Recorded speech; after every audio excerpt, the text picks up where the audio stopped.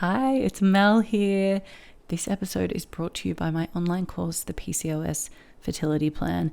If you are wanting to get pregnant naturally with PCOS, you're wanting to regulate your cycle, supercharge your fertility, and you are getting overwhelmed by how to do that, and you want to learn about how you can do that from somebody who's been doing it for years at this point and has helped so many people get pregnant, I think you're really going to enjoy my course.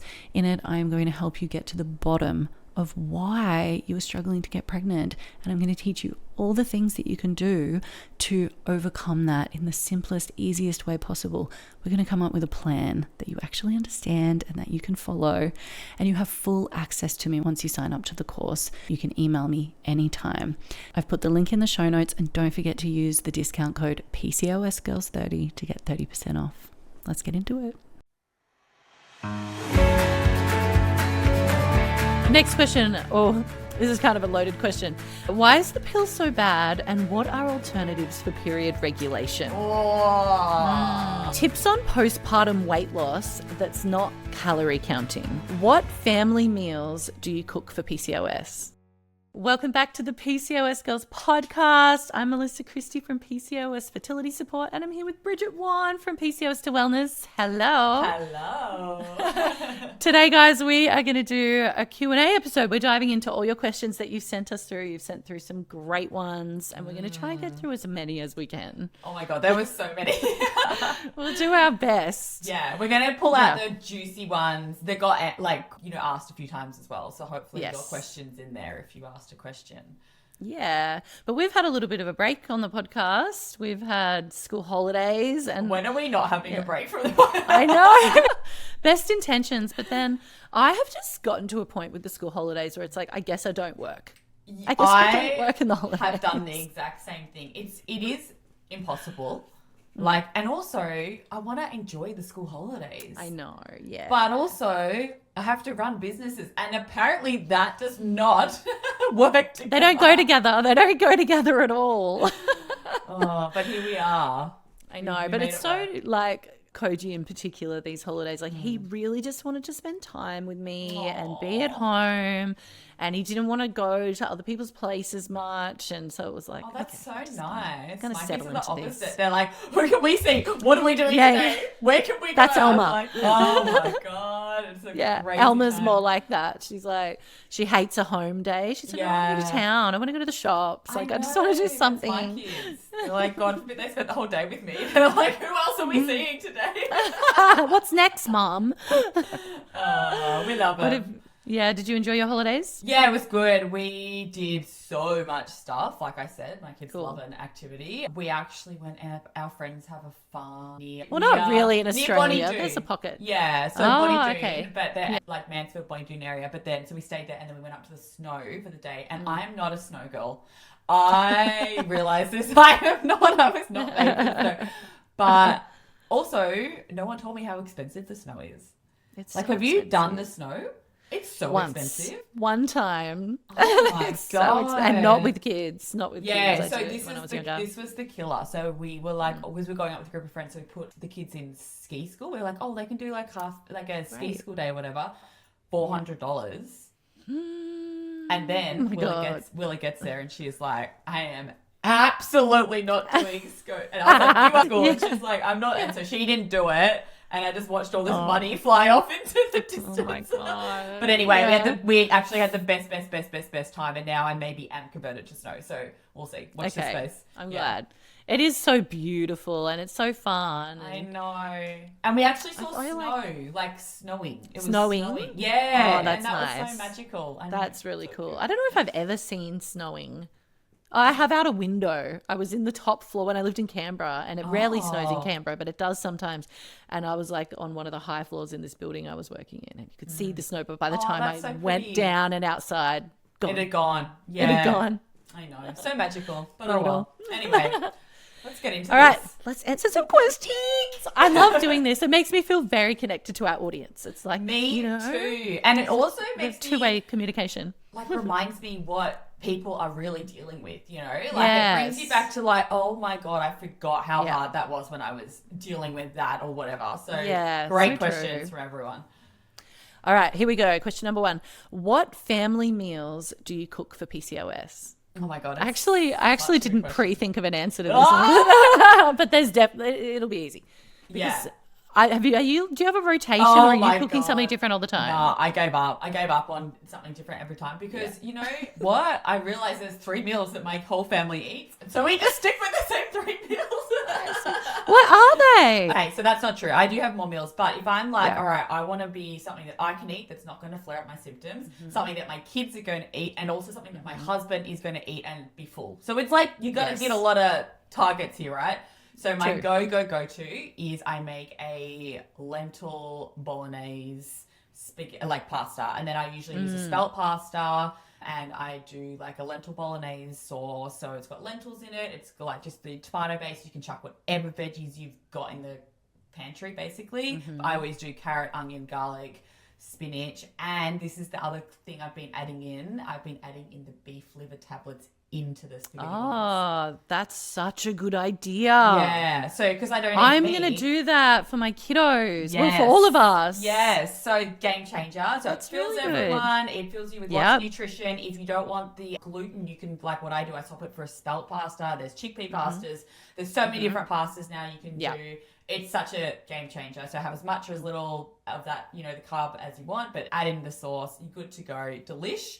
My other go-to, which weirdly my kids love, is it's actually on my blog. It's one of the first recipes I ever put up. It's still to this day like one of the most downloaded recipes, but it's my go-to anti-inflammatory curry. Yes. It's basically like dal on steroids is what it is. Yeah. So again, it's like your red lentils, coconut milk. You can use any sort of stock that you want, any vegetables that you have in your cupboard. So I usually do broccoli, carrot, onion, garlic, spinach, peas, like literally whatever you've got, mixed up in a pot, make a dal curry situation with rice or whatever you want with it. Done. Easy. Love. My whole family eat it. So good. I think it came from your recipe, your anti-inflammatory curry, where I was like, I need to make a curry that my children will eat, because I have a picky eater in the house, which has gotten so much better, but still I'm still sort of stuck in that mindset. Like my cooking has simplified so much over the years. I used to cook so many different things. Same. And I just haven't been able to, unless I'm going to cook something different for everybody, which I don't want to do. But we have a koji curry, which is just a very simple, I reckon, anti-inflammatory curry. Like it's the coconut milk and turmeric. Turmeric is the main thing. I forgot to say turmeric, but But yours is all turmeric. Yeah. I don't remember. Do you have other spices in there as well, or do you change it up? No, I use like a cumin, and I use like I do. But what I actually do now is I buy. There's a really good just like pre-made curry powder. I forgot the brand. You all know it. It's in the supermarket, but it's got no preservatives or additives in it. It's a really good one. And now I just use that because I feel like it's less. My kids call it spicy, but it's not spicy. You know what I mean? Yeah, like it's like spiced. It's less spice, but it still has the flavor that they like. Yeah. Nice. Yeah. I just use turmeric, garlic powder, onion powder, and a little bit of like coriander seed powder, maybe a little bit of cumin. I'm really light on the cumin because of how strong it is. But everybody eats it. Yay! And I do a chicken one. So I do it with chicken. Yum. And because veggies are a contentious point in our house, I put in veggies that don't spread. So I put in like Asian greens because I know you can easily just pick those out and around. Whereas if I put broccoli in, all the little bits are going to go all over everything, and then that's a problem. Yeah, that's so fair. So like baby corn, like things that are like easy to pick around if they're not wanted. So that comes out pretty often for us. Also stir fries are a big thing for us. I make like I call it honey soy chicken, but I actually use coconut aminos, but you can use soy sauce, but I just use coconut aminos instead. And some good honey. And it's so simple and it's so cheap and it's really, really fast. I use chicken mince, so I don't even have to cut up any meat because you just bash it all up in the pan. And again, same sort of like same approach with the veggies, like just veggies that will stay whole. And can be like I can't have anything that's going to melt through. Yeah. Well, I think that's a good one to add because she did want like this question, this listener who she was looking for family meals that were also PCOS friendly. So exactly. We're ticking all the boxes here. The other one that my kids love is just like a homemade fish and chips. So you got buy some good fish. We cut up some really great potatoes. Now they've got at our supermarket, they've got these amazing frozen potatoes that are literally just potatoes and a little bit of olive oil, and that's it. So it's all just pre-cut, and you can just go. It's like frozen. It's like buying frozen chips, yes. but and they're like chips. They are chips. So they're And my kids love them. I just add a bit more salt, and they love them. And then that is really handy. So handy. So handy. My kids love that sort of thing too, like roast potato, but Elma's really into roast pumpkin as well. So that's huge for us. A lot of the time in our house, there's elements. It's not like I have a meal plan. It's like, well, there's roast pumpkin around, there's leftover pasta around, there's this and that, and then what are we going to pull together? I love that. And it's really just about like making sure that there's plenty of protein on the plate and some healthy fats along with the carbs, and we're good to go. And that's good to go. But I also love making, like, we always call them sausages, but they're not sausages. It's more like making koftas or something. So whether it's like lamb mince or pork mince or something like that, and I just shape them into little sausages, and they cook up so easily, and the kids eat them in all different ways. And the other thing that my kids are into is sushi. And my kids love sushi too. Sort of the same thing. Like, if you just have things on hand, it can be quite easy to pull together sushi really. So do you make sushi? I make sushi, but I make it so like I cheat. Like, I don't even have the mat a lot of the time. I'm just like rolling it up, and it's a bit of a mess, but it works and it tastes good. So even like the honey soy chicken I just said, like, I can end up with this pile of honey soy chicken, and then that can go inside sushi. Or just like I'll cook up chicken breast with salt, like really plain, and then just like cook it really nicely.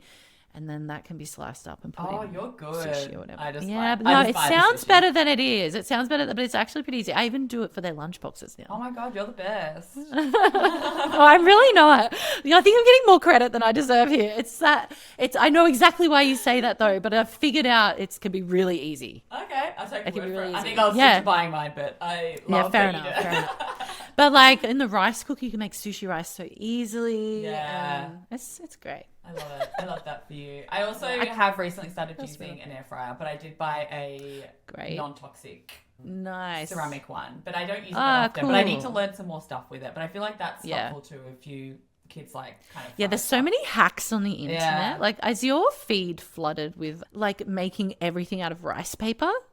Yeah, and someone was making like a cake out of rice paper, and I'm like, they're making everything out of rice paper. Yeah, everything. Yeah. It's really weird, but it also is really compelling. I bought rice paper. Oh my God. I love that for you. Yeah. All right. Next question. This is kind of a loaded question. Why is the pill so bad, and what are alternatives for period regulation? Well, the elephant in the room. Yeah. Doesn't regulate your period. Yeah, it's not regulating your period, but that is the misconception, especially with PCOS. And it's often the reason it's prescribed to us is because we go from having these big, long cycles, and then it makes it look like we have these regular month-long cycles. But actually, the hormones that are in it, or the synthetic hormones that are in it, are causing your cycle to completely shut down. So you're actually having no period, no cycle for while you're on the pill. In saying that, this question has been framed of why is the pill so bad? We're not exactly saying that the pill is so bad. Sometimes the pill's exactly what you want, and then that's really good. But it's that it is sort of misunderstood, and maybe, I don't know if the word misprescribed is correct, but it is often prescribed to regulate our cycles, but doesn't do that. We are definitely, I think can speak on behalf of both of us here, what we don't like about it is how uninformed we can be sitting in that doctor's office being told go on the pill without telling you all the risks and understanding really what's going on there. So it definitely has benefits. Like you were on it for a long time. I was on it for a long time because made our skin clearer, made us not have to worry about our cycles or whatever it might be. Like there's plenty of, it can make the symptoms reduce. Yes. It's just not actually healing anything. It's just covering things up. Yeah.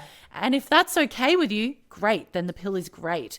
But if you didn't know that and you're being sold the pill, that kind of sucks. And particularly if, as your question was framed, you're looking for something to regulate your cycle. That's right. It's not regulating your cycle in any way. No, that would be the last thing on my list for regulating my cycle, because it doesn't do that. It literally makes your cycle completely go away.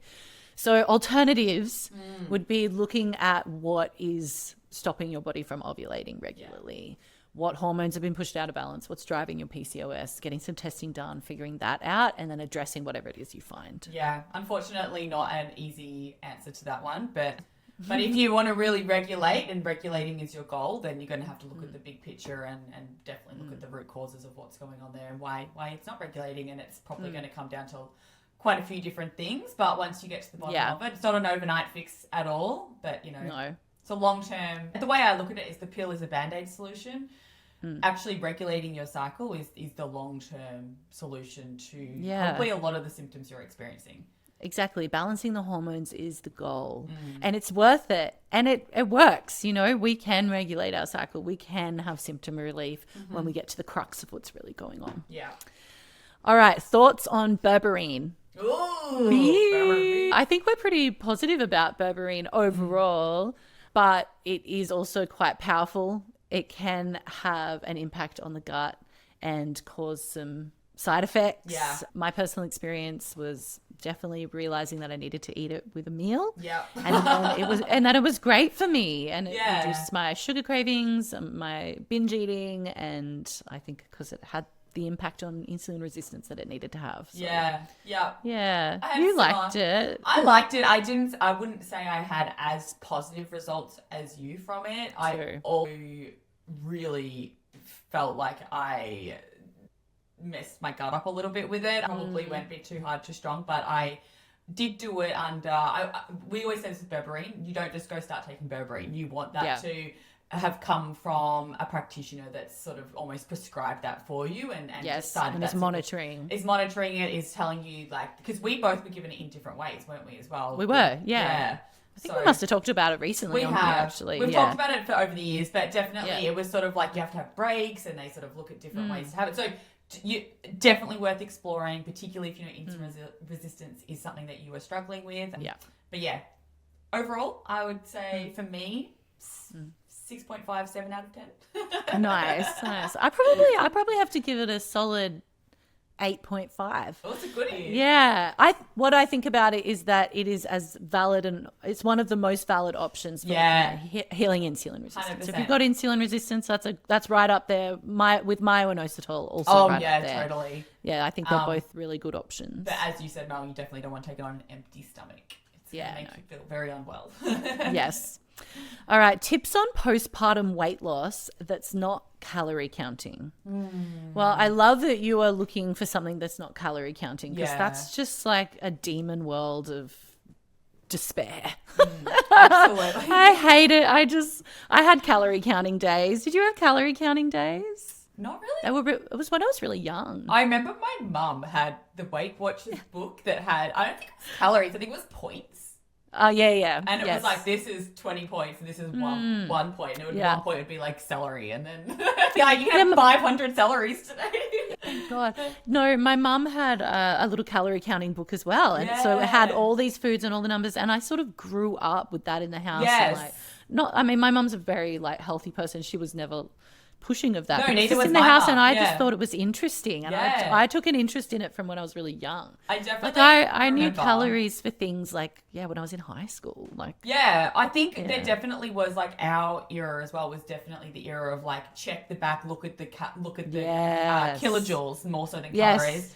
But then obviously now we've shifted that completely because we're now looking at the macro and the micronutrients. And I don't even look at the calorie intake anymore, which is fabulous. No, I actually noticed it on a packet of something the other day. And I was like, wow, I haven't looked at calories in a long time. So crazy. Because that was really drilled in. I do feel like that was so drilled of in. our generation. Anyway, what was the question? It was tips on postpartum weight loss that's not calorie counting. Yeah, look, first of all, I think my perspective on this is it's a tricky one because I always feel like postpartum's not the time to be focusing on weight loss at all. Particularly if you're breastfeeding, it's a slippery slope. If you're not breastfeeding and you're sort of well past the early days of postpartum and that's now shifting your focus, I really just think it's the same as any sort of weight management stuff. It is just looking at what you're eating. But I would be really mindful that we don't want to undereat during this time. Our body is healing. We need to nourish our bodies. It is really, really important that we are getting all the, you know, good fats and the energy and everything that we need to heal, because it takes a long time to heal after a baby, even though you might be feeling better.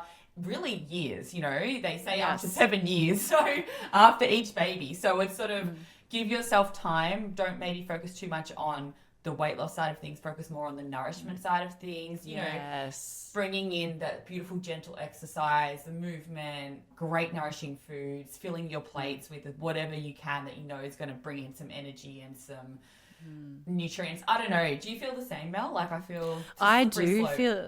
do feel the same, and I think you're so right to say to focus on nourishment. Like, I think postpartum depletion is so real.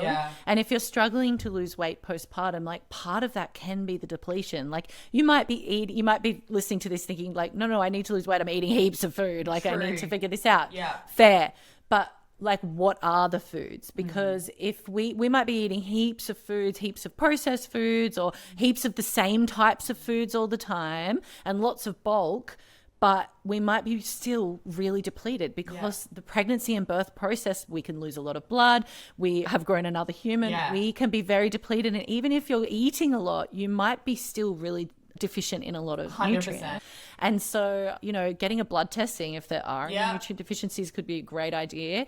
And then not thinking about like necessarily what to cut, but like, what could I swap or what could I add to make sure that this plate is really nutrient dense? I would be thinking about nutrient density the most. That's the same as me. And the other thing is the balance. Oh, the balance for sure. But the other thing I remember being told, which I think is something, it's a really nice takeaway, and this was in all times of healing, but it's definitely Chinese medicine philosophy, but it's sort of eat foods that are easy to digest, because they're much easier for your body to actually absorb those nutrients. They require less energy to try and break things down. So definitely foods that are warming, like, you know, your soups and your broth, like your curries and all those kind of things that are really easy for your body to break down, but they grasp the nutrients quite quickly.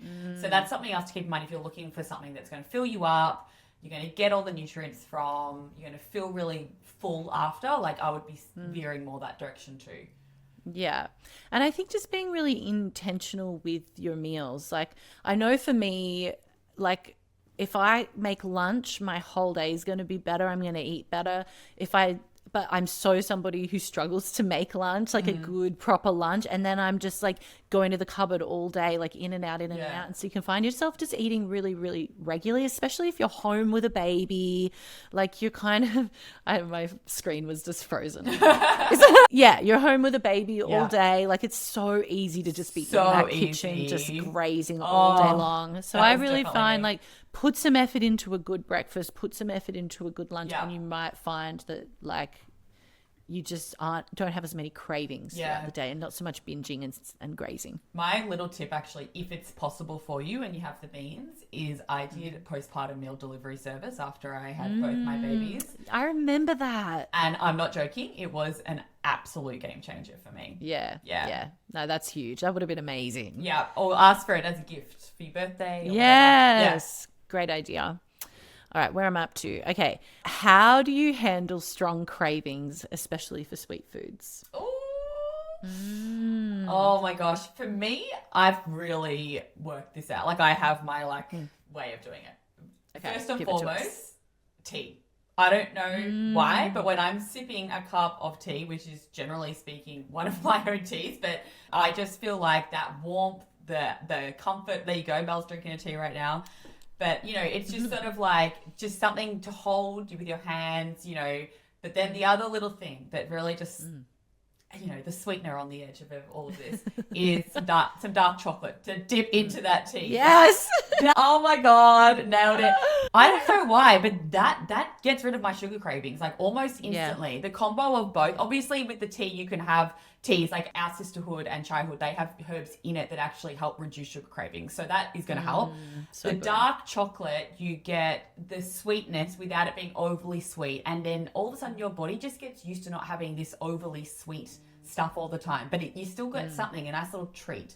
That's what I do. I don't know what you do, Mel, but I'm keen to hear. Well, I think for me, it's all about protein. Yeah. If I don't eat enough protein, that's when I crave salt and sugar. Yeah. And like, yeah, I guess too, you know, you're asking about having cravings. Like sometimes there's reasons for cravings as well. Like when I've been through stressful periods, man, does my body crave sugar and salt. Like I can really tell, like I'll put salt on a meal and it won't feel like enough. And I'll be like, wow, the adrenals are really screaming for something. for something. Yeah, they need some electrolytes, like they're pumping. So if you've got a lot of stress in your life, that can be something that can cause you to have those cravings. If you're insulin resistant, that can cause you to have those cravings as well, because your cells are literally hungry at a cellular level. So, you know, addressing that can be useful. But for me, protein kind of just is the thing. If I eat enough protein, everything's pretty fine. It's when I don't, especially at breakfast. I've got to get those 35 grams of protein in. Otherwise, it really does mess with my cravings. Do you find you still want to like sweet treat after dinner or anything? Or you find... Yeah, I think my approach is a little bit of like drip feeding. Like I love sweet food. I love chocolate. Yeah. So much. Love chocolate. And so I find like allowing myself to have chocolate, but not so much, but at multiple points in the day. Yes. It kind of just does it. But it's like with insulin resistance, one of the biggest recommendations is to have the sweet food, have the carbs at the end, like with a meal. Yeah. And after you've had your protein and your fat. Yeah. So I have that mentality. So it's very much like, okay, I've had some meat, like I've had protein or whatever, I'll have a bit of chocolate. And I feel fine about it. I don't feel like it's a problem in my life at all. Yeah, because I'm the same, actually. I do think if you cut it out, restrict, there's just your mentality is like, I need more, I want more. But if it's just have a little bit, what's going to happen? I'm going to have a little bit probably after dinner. Yeah. Fine. And I think the protein is the key here. Protein, healthy fat. That's going to really, well, one, even if you do then have sweet, it's going to be it's going to help regulate the blood sugars. So it's not going to be this huge sugar spike because you've got the protein and good fats in there to help balance it out. Yeah, absolutely. Okay. Where is it? How late is too late for having kids with PCOS? Oh my gosh. I know. I don't know if, I don't think there's an answer to that that's any different to anybody else. I would totally agree. Yeah. And with PCOS, like we can enter menopause later in life than other people because we have not released all our eggs like as efficiently basically as everyone else. And so we've got them for longer. Yeah, a little PCOS perk. So in terms of how late, I mean, we know that the risks of some things increase as we get older, but that is true across the board. Yeah. And so I think it is absolutely true if we're going to have babies later in life that we really do need to turn our attention to our egg health, to your partner's sperm health. 100%, so important. But if you can get yourself ovulating, you can get pregnant. Yeah. So you go have that baby. That's all I got. Yeah. Yeah. I agree. Yeah. How difficult was it for you to conceive? This is the next question. A big question. That is a big question. Well, I mean, I come from the perspective of when I fell pregnant with Flynn, my first baby, I wasn't actively trying to fall pregnant. I was actively trying to balance my PCOS, like my hormones and manage my PCOS symptoms after being told I would never be able to have children naturally. Yes. So, and I was actually on like a bit of a break from, you know, in quotation marks, healing because I had done a year of like just immersing myself to the point of like feeling really, what's the word, like exhausted from doing everything and spending so much money. And so I was actually away. We were away in we were doing a trip around. We were in Mexico and the Bahamas and whatever. And I fell pregnant overseas when I was relaxed and calm and not trying to do all the things. Funnily enough. But you'd also been doing the things. I know, and that's why it's hard to say because I wasn't actively trying to conceive. But I'd been spent a year and a half trying to actively improving your health and my fertility. Yeah, exactly. Yes. So yeah, tricky. What about you? Sort of similar for me. Like honestly, I've gotten pregnant really fast every time. I've been pregnant 3 times. First time was a miscarriage, as you know. But that baby we got pregnant with immediately. The very first time we tried to do that. However, I was on this incredible medicine that I'd gotten from a Chinese medicine practitioner in China, and it had regulated my cycle like that. So if I had started trying to conceive, you know, 3 months earlier or 6 months earlier would have probably been a very different story, because my cycle was all over the shop and I was all inflamed and all of that. Like, my skin was really bad, but I was on this medicine and it just worked. And then with Koji, again, we got pregnant right away, but I'd spent 5 months after the miscarriage deeply healing, like so deep on that train of understanding of PCOS and doing so many things to improve my PCOS, and my cycle was regular. So I was able to get pregnant really fast. And then with Elma was a longer road, but actually from when we were like, let's start trying, we got pregnant right away. But actually for the 18 months leading up to trying, we were really working on I was really working on my health. I had really low, I don't know if you remember, but I had really low iodine. I do. And I had low estrogen. And so the iodine took so long to get up. It took me nearly 18 months to get it to a good level where it felt safe to try to conceive. So it was, the journey to Alma felt kind of long, but the actual moment of let's go for it was really fast. And good. So I feel really lucky, but also on the, like, I really worked for it as well. So. I feel the same. Like, I think even with, obviously I had a pregnancy loss between Flynn and Willa as well, but the moment I said, well, let's go for number 2, we did fall pregnant.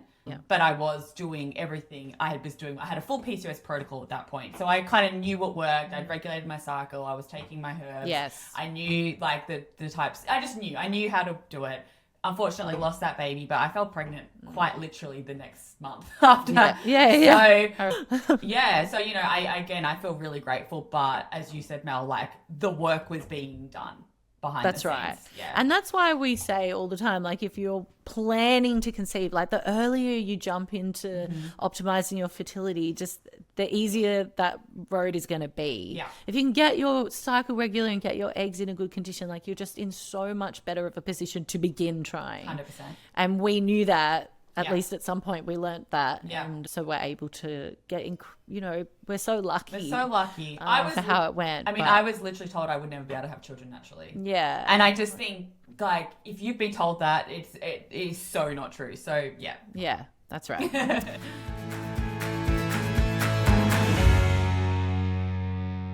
Okay, quick little pause because I want to shout out today's episode sponsor, which also happens to just be me talking about my own brand. So bear with me because I genuinely do love talking about this. PCOS to Wellness is something that I built because I was done being dismissed about my own PCOS journey. I went deep on all things hormones, herbal medicine, and fertility. And by deep, I mean I went and created what I wish I'd had all along. 100% organic herbal tea blends, professionally formulated and made specifically for us. Our best-selling Sisterhood tea for hormone balance and fertility, Chaihood for blood sugar and reducing inflammation, Zenhood for stress relief and sleep, and of course our beautiful motherhood range for those of you on your conception or pregnancy and postpartum journeys. Because from the very beginning, I have just wanted this to be something that actually genuinely works, but is also something that can be affordable and accessible and just added into your everyday routine. And our reviews are incredible. We have reviews from thousands of women all around the world, and they still make me emotional to this day. Women talking about their cycles regulating, their skin finally clearing, their energy coming back, and of course, the little Sisterhood tea babies. Women who've been struggling with their fertility and have finally got a positive test. That is why I do this. That is what I love about it and why I have continued to do this now for 7 years. If any of this is resonating with you, there is a link in our show notes and you can use the code PCOSGirls20 for 20% off. All right, let's get back into the episode.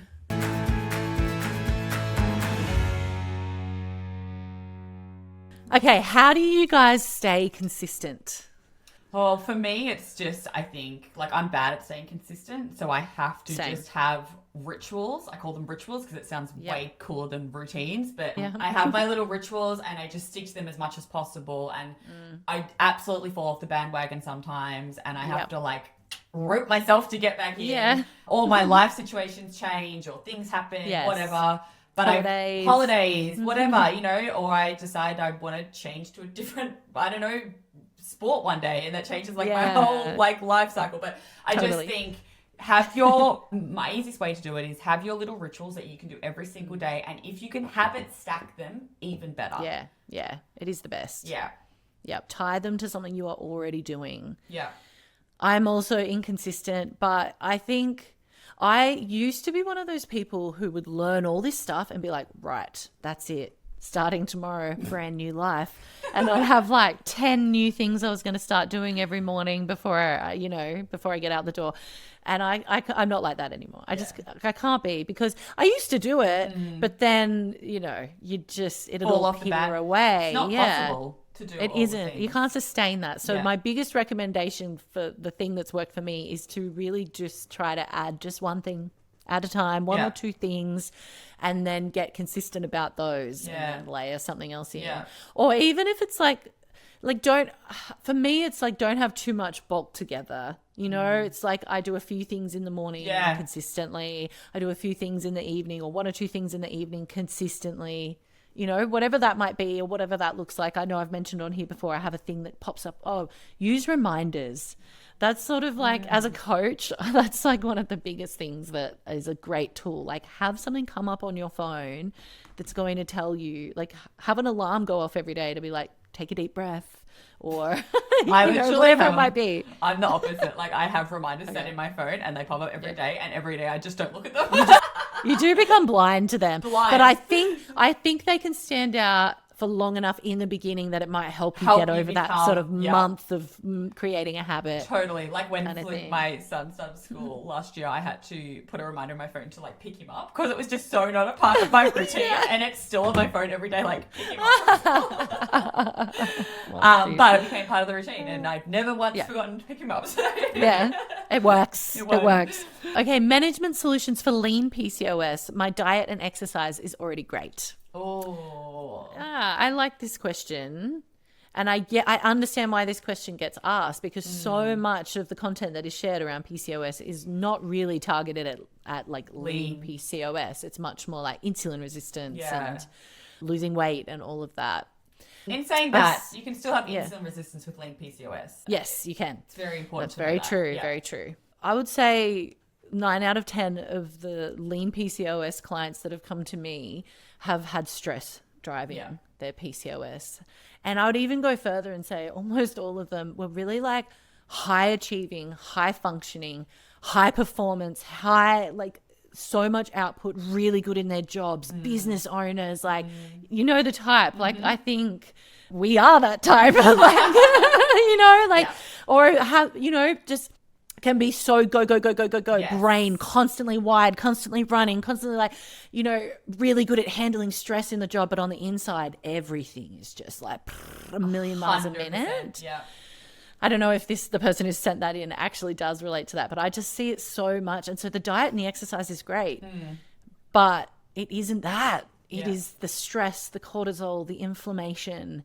And so addressing those things is usually, I think, where it all needs to turn. I agree. Well, from someone who would be considered as having like lean PCOS myself, like in saying that, I had lean PCOS, but I also dealt with weight gain as well. So you can still have lean PCOS and deal with weight gain. But at the same time, like, I 100% know that I was that go person. Yes, I had to really, really learn how to manage my stress levels. And I just think that just sounds so easy. I just managed how to learn how to manage my stress. Be mindful. So easy. It's literally taken years. I still struggle with it.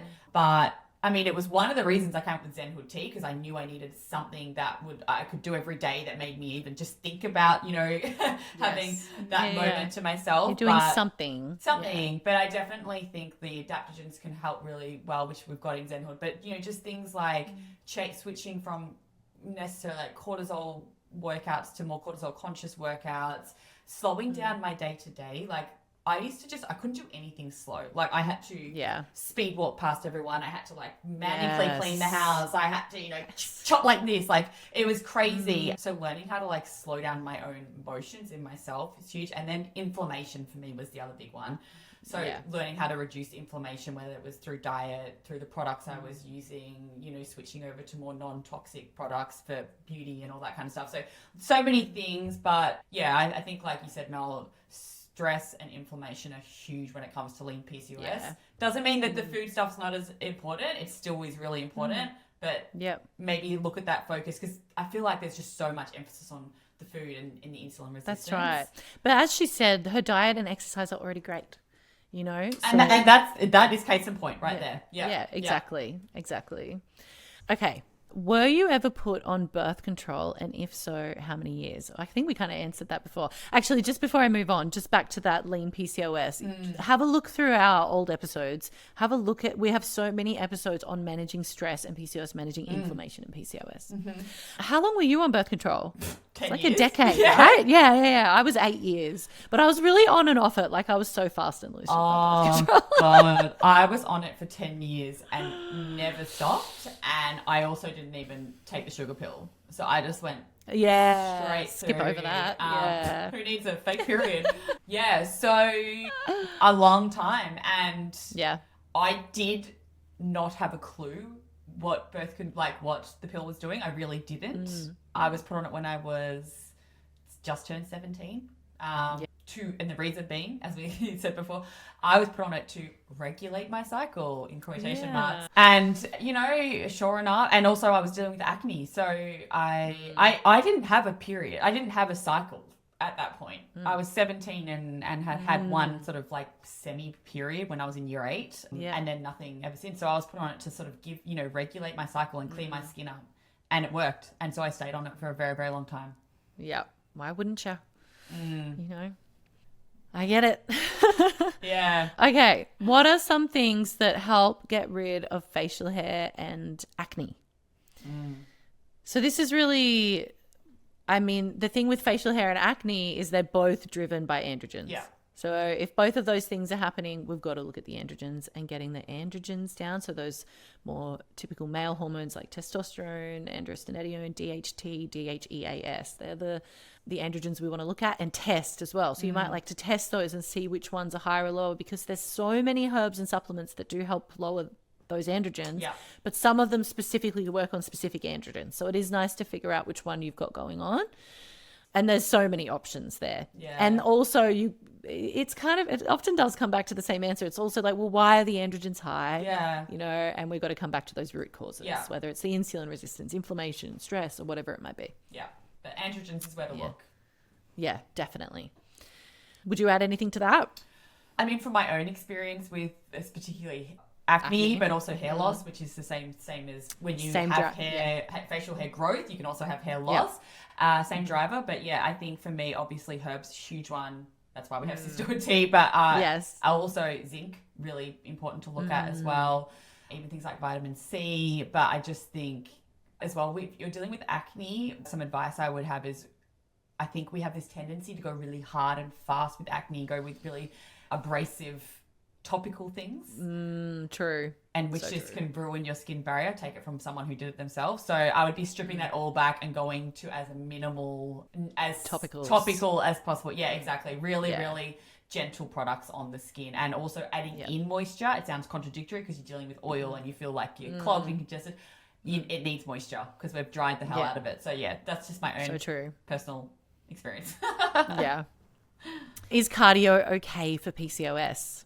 Such a good question. And probably a question that, like, I don't, maybe if you asked me that like 5 years ago, I would answer it differently. Same. 5 years ago, what would you have said, Belle? I would have said prioritize other forms of exercise, probably. I would have said the same. Particularly if you're stressed and if you have inflammation in the body. And I mean, a grain of that is still true to me. Yeah. But also do what feels good. Do what you like doing. Do the body movement that you will do. Like, move your body. 100%. But if you are super inflamed, you know, you've got like skin rashes, you've got, you know, skin issues and fatigue, and you're bloated and food sensitivities and that sort of thing, or you're really chronically stressed, really high stressful job, that kind of thing. a cardio workout can sometimes be causing that cortisol to increase and have an inflammatory response. Yeah. So it is just down to the individual. And it's down to where you are in your journey as well. Like 5 years ago, I probably couldn't have done high, cardio because I was inflamed. Actually, not 5 years ago. Let's go 7 years ago. I was in a really struggling to manage my PCOS symptoms. My body just wouldn't have tolerated it. And your body treats cortisol, whether it's from, relationship problems, money problems, workouts. Cortisol is cortisol. Your body can't tell where it's come from. So if you're at the point where it cannot take any extra cortisol, then doing that workout is actually still going to be possibly detrimental to you. If you're at a place where you know that you can add some cardio back into your life, or it's something that you walk out of there feeling joyful and happy and you don't feel depleted from it or overly exhausted, then I think it's fine. My own personal example is I never would have done cardio up until last year. I started doing cardio tennis and I love it so much. It brings me so much joy, and it was really hard for me at the start, but I know that it's okay for my body. You can feel it in your body. You're like, I can do this. And also you can stop, you can slow down, and that's just listening to your body. Never push yourself so hard. It is. So true. And if you're someone who's like getting into cardio, just take it slow. Yeah. Just see how much feels good. And you might get to a point where you're like, you know what, that actually rocked me in a way that wasn't like just the good muscle pain you get from exercise. Yeah. And then maybe that's your limit and you come back a bit from that. Totally. And cardio doesn't have to be that you go run a marathon. Cardio can be that you that's right. do, your cardio tennis with the middle-aged mums. That can also be. Exactly. All right. Is gluten and dairy okay for PCOS? Such a hard question. Similar kind of answer. Like, it is so down to the individual. Yeah. Like, is it okay for you? I don't know.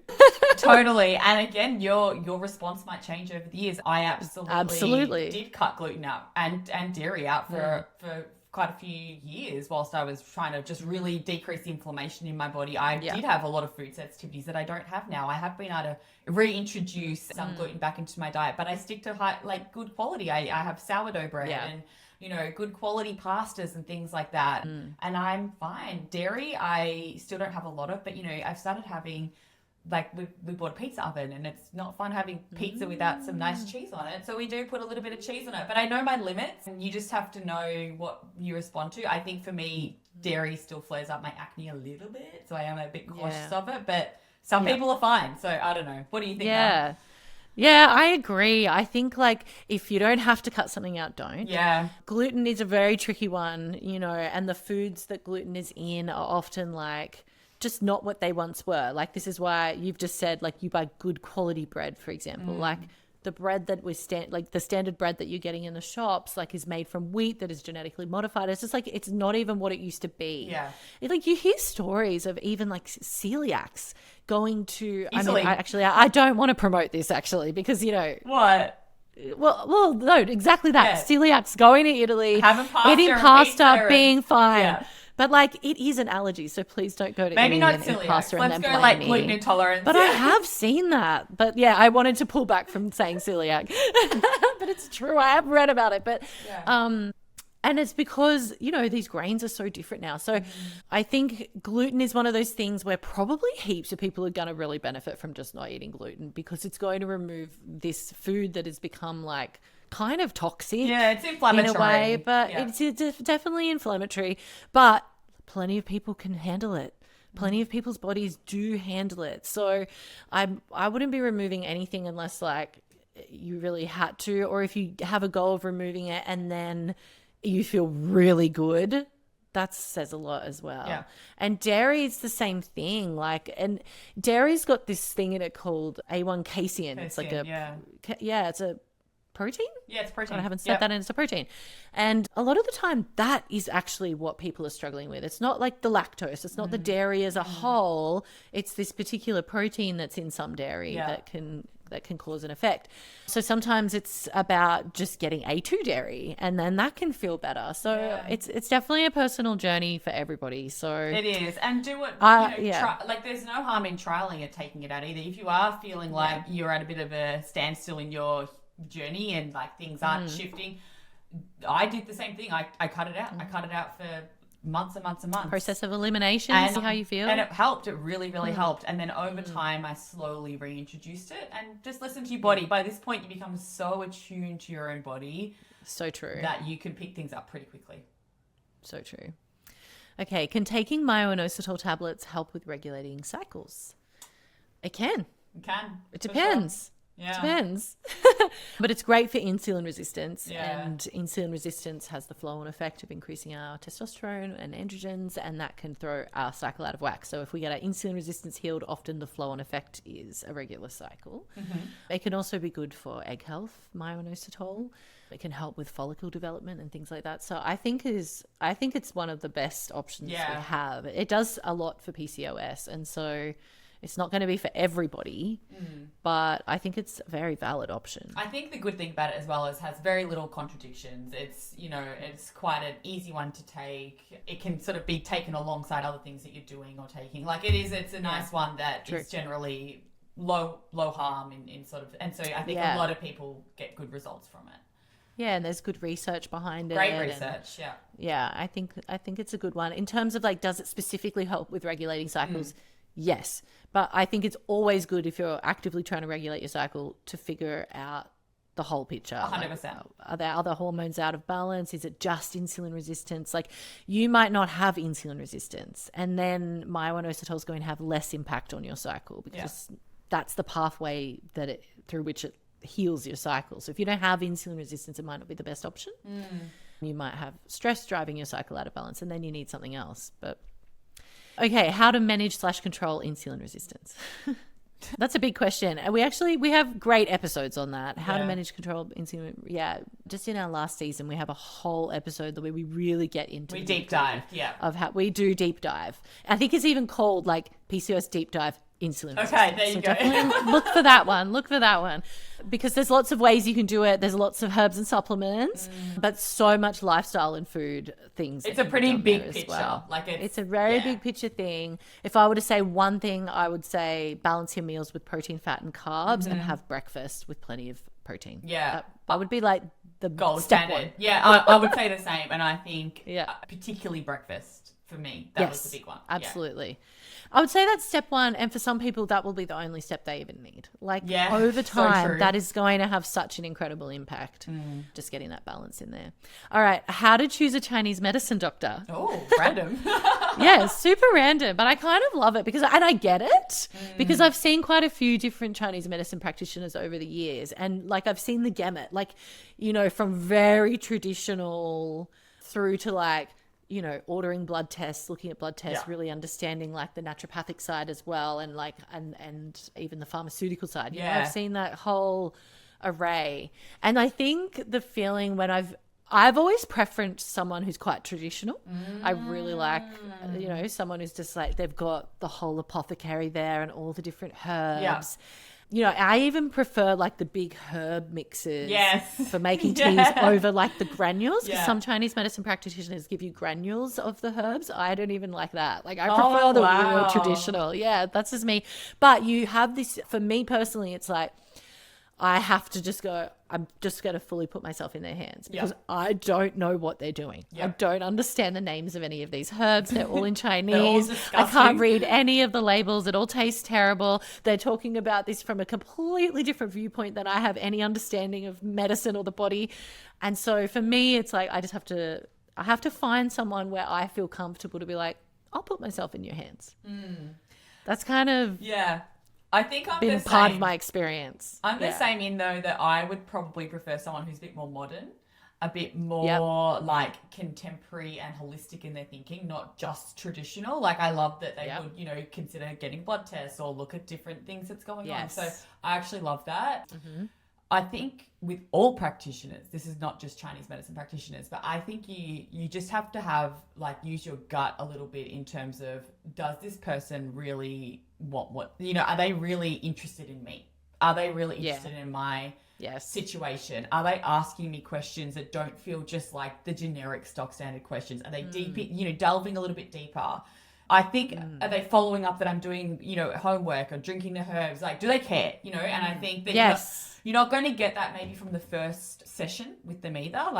It might take a little while. I've had Chinese medicine practitioners that I have walked in and, I'm not joking, hated. Like, I was like, I cannot stand them. And then they have ended up being one of the best practitioners I've ever had, you know, because I stuck with it for a bit longer. Yeah. So it was that initial, I felt really uncomfortable because they were asking me really heavy questions. Yeah. And I was like, girl, like, really? We're getting this deep? But yeah, and it ended up being so beneficial because she got to the crux, got to the core. So you have to feel comfortable. That's a big one, but it might not happen in the first appointment. So I would just take that as, you know, as well. Like, you might not walk in and know straight away. It might take a little bit of time. So true. And I think one thing that I have always really wanted to make sure in any practitioner is, do they have an understanding of like women's health and hormones? Like, I definitely think with Chinese medicine, I've always been like, so, but you know, I have PCOS, because in Chinese medicine, like PCOS traditionally doesn't recognized. Yeah. It doesn't exist. If you see someone more modern, absolutely they're going to understand or talk about PCOS in a way that you would be used to. Yeah. But I just think as long as there's somebody who understands women's health, I think is a good thing. Yeah. All right. Now, last question. That was a big question. Tips for PCOS pregnancy. We actually do have an episode on this. I looked it up before. It's episode 23. Okay. Where we talk all about this. I would say PCOS pregnancy, there are certain things that we have a little bit of a higher risk of. So keeping that in mind and just making sure you're doing the things could be good. Like, we do have a higher risk of preeclampsia. We do have a higher risk of gestational diabetes. We do have a higher risk of pregnancy loss. So being aware of that and just making sure that we're doing the things that we need to do to check in on those things, I think is important. So making sure, you know, we have a high risk of pregnancy loss, but that is something that we can mitigate a little bit going in on our fertility journey. We can make sure our egg health is as good as can be. That's going to reduce so many of the risk factors for losing a baby. We can make sure our progesterone levels are healthy in that first trimester. That's also really important. And I don't know, did you do the glucose testing when you were pregnant? Like, did you have the sugar drink? I did with Flynn, and I opted out with Willa. Yeah, okay. So what was that about for you? I didn't want to take a whole bunch of sugar. Yeah. I felt because it was gross. I mean, the first time it's gross. Yeah, it was gross. I mean, I wouldn't normally ever have that amount of sugar, and then to do that, but at the same time, I really can see the validity in doing that if, you know, there's a risk there. With Willa, I felt really comfortable in where I was at with like blood sugars and things like that. I also had the option to do like a blood test if I wanted to do one. So there was different options. In the end, I did nothing for it, but that doesn't mean that was the right thing or the wrong thing. It just was the choice I made. Yeah, totally. I think it's tricky because I mean, pregnancy is just such a... I mean, you can really be in survival mode 100%. A lot of the time in pregnancy. Like, you're just getting through the day. You're doing your best. You know, we have a bit of a higher risk of gestational diabetes because of our increased likelihood of having insulin resistance, even just going into the pregnancy. So, I mean, we can say, like, let's try and keep our meals balanced and, like, keep a check on our blood sugars in that way. But at the end of the day, sometimes all you can eat is a potato. Yep. And so... That was me. I ate a lot of potatoes. So I think it's sort of, honestly, I don't know that this is the correct answer generally, but my personal answer is that getting through pregnancy, I really didn't add in any of those extra PCOS things. I was just getting through it the best that I could, just like everyone pregnant is. And, you know, getting the checks if you want to have the checks. You know, you can opt in or opt out of having that sugary drink. And so just weighing that up and knowing there is that slightly higher risk and then that's the choice you made, and you would have known that and you made that choice. Totally. And so we can do that. You know, lean on your midwives and things like that as well, because with my first, that the guidance from my midwife was to do it, and I was like totally trusted her, and I'm still glad I did it. With my second, my midwife, you know, I had home birth as well, but she was seeing me so intimately. She knew so much about me. She felt really confident that I didn't need to do it at that point. So that, lean on your midwives for that. Yeah. And I think too, like, you kind of know, you would have known sort of where your health was 100%. at too. Like, I can imagine you being very aware of, like, you know, have I been able to eat well and fairly balanced? And then, like, you know, things are probably going to be not so bad. Did you have the drink? Yeah, I did. Yeah. But I never found it bad. Oh, I still think about it. I can a higher sugar tolerance. Yeah, clearly. Wow. I mean, it wasn't nice, but it also just was like easy. Do you know what though? I also had really bad morning sickness with both my with Flynn and Willa, and the thought. So then you couldn't eat in the morning. This is what got me. You couldn't eat in the morning, and I was at the point where I was eating every 5 minutes. Like I was eating. Yeah. I could not stop eating, so you couldn't eat. Yeah. My appointment wasn't until like 12 o'clock that day or something. Brutal. And I was like, this is not for me. Yeah. All right, that's us. We got through like 17 questions, dude. Go us. Yay. Thanks for listening, guys. Thanks, guys. We're everywhere these days. We have a YouTube channel. Please go and follow us over on our YouTube channel. We've got our little podcast community over on Facebook, the PCOS Girls podcast community. Join us over there as well. But thank you for listening. If you've enjoyed the show, please do write a review. It really helps us out, helps people know what we're about. Yeah. Yeah. Okay. Have a good week, everyone. Bye, guys. Bye.